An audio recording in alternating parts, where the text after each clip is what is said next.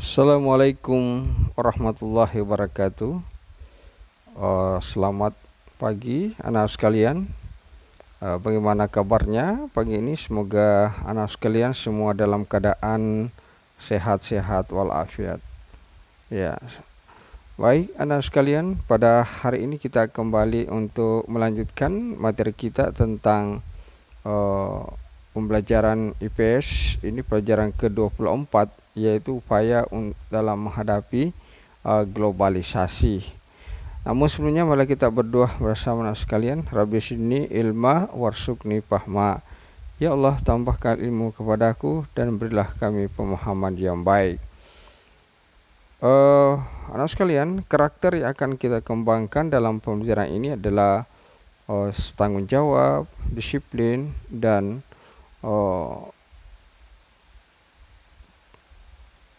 sopan kepada guru dan orang tua, rasa cinta terhadap bangsa negara, termasuk mencintai produk-produk dalam negeri.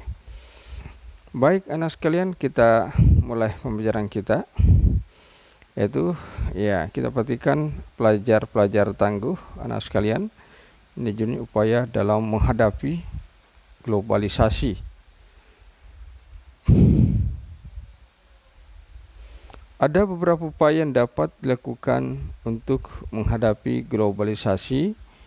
Yang pertama, upaya untuk menghadapi globalisasi budaya, yaitu kita harus menyaring budaya asing.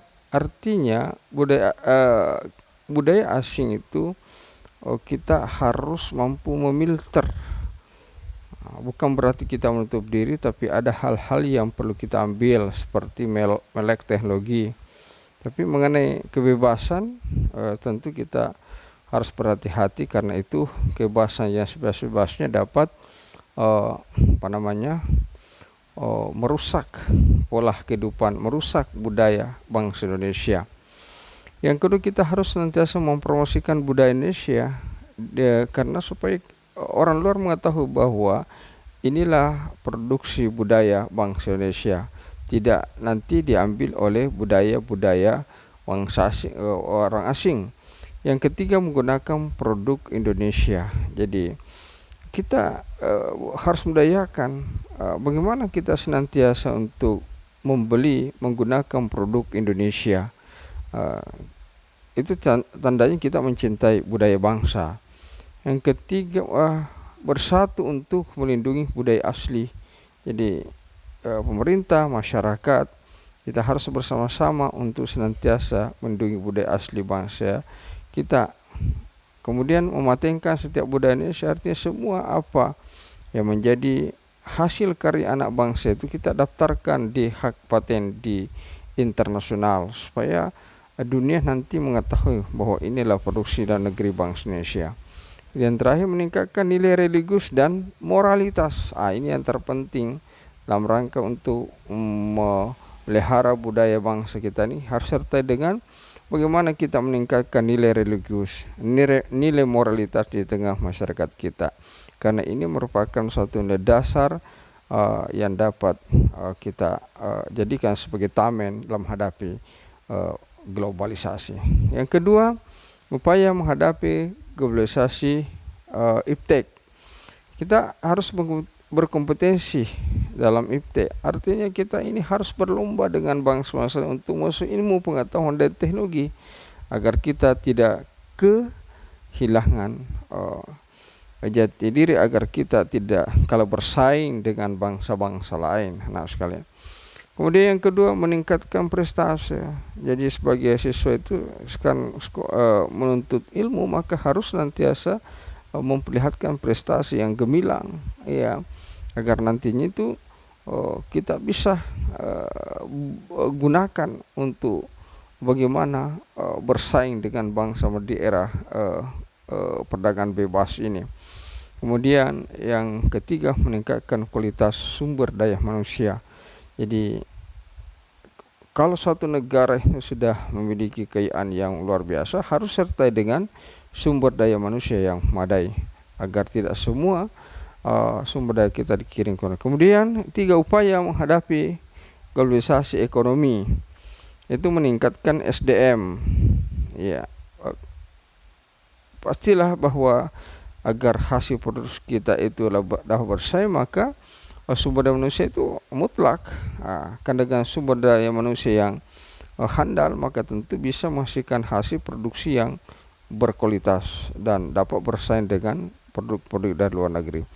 Yang kedua, meningkatkan kualitas produk lokal. Nah, agar produk lokal ini kita tidak tertinggal oleh produk-produk luar negeri, maka harus kita lebih kreatif untuk menghasilkan suatu produk lokal agar nantinya dapat dipasarkan dunia internasional. Kemudian upaya menghadapi globalisasi komunikasi yang keempat, yaitu memanfaatkan sarana informasi sesuai dengan kebutuhan. Jadi informasi itu kita boleh tapi sesuai dengan kebutuhan kita. Jangan sampai informasi dapat menyesatkan seperti hoax dan sebagainya. Jadi kita harus memanfaatkan komunikasi demi kemajuan bangsa masa sekarang maupun di masa depan. Kemudian memilih informasi dengan bijak. Jangan kita mendapatkan informasi yang kita telah mentah-mentah, kemudian kita tidak tahu mana sumbernya, kemudian kita percaya. Ini bisa membahayakan. Maka kita harus memfilter. Yang kelima, upaya menghadapi globalisasi transportasi. Kita harus memanfaatkan alat transportasi dengan jarak dan waktu sesuai dengan kebutuhan. Hindari polusi sebagai kendaraan, makanya kita harus memanfaatkan kendaraan itu sesuai dengan tepat waktu supaya tidak banyak menimbulkan pencemaran udara, pencemaran suara dan sebagainya. Kemudian menjaga kelestarian transportasi lokal. Kita itu punya aset bangsa, ada transportasi lokal tradisional, namun tetap juga kita senantiasa juga menyeimbangkan dengan transportasi yang ada sekarang. Demikian anak sekalian, semoga bermanfaat dan saya harapkan anak sekalian tetap harus belajar dan nanti soal ini akan saya buat di WhatsApp maupun di Edmodo. Demikian, Assalamualaikum warahmatullahi wabarakatuh.